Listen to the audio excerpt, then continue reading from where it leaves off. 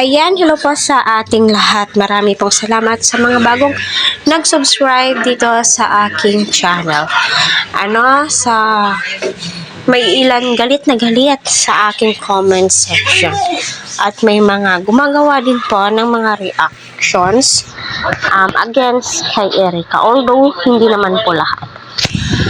So dito nga po sa pag-uusapan po natin, good vibes lamang po ito. Huwag po natin bigyan ng kahulugan ang lahat.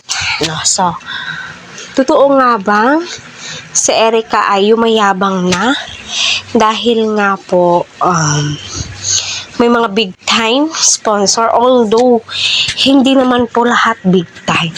Lalong-lalo na po sa mga Erica lovers, Erica supporters na noon ay Edrica, na patuloy pong nagtitiwala. Para sa akin, wala pong kayabangan na ipinapakita si Erica. Pagkos nagpapakumbaba po siya, tikom ang bibig, updates po nila ay yung palagi pong ginagawa. Which is, tayo na supporters, nakakatuwa naman po, di ba?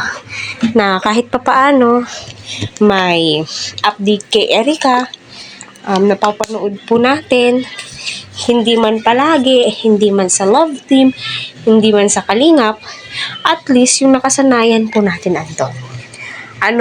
Hindi po yung mayabang si Erica, kasi kung tutuusin, wala po siyang mga update na mga posts sa Facebook, lalong-lalo na po sa TikTok.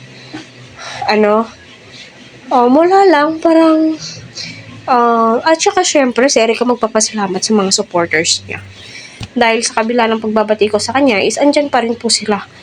Sumusuporta, nagtitiwala, at ipinagtatanggol po siya, mga senior citizen po yung nagtatanggol kay Erica. Diba? Kasi tiwala po sila sa dalaga. Tiwala po sila sa bata, diba?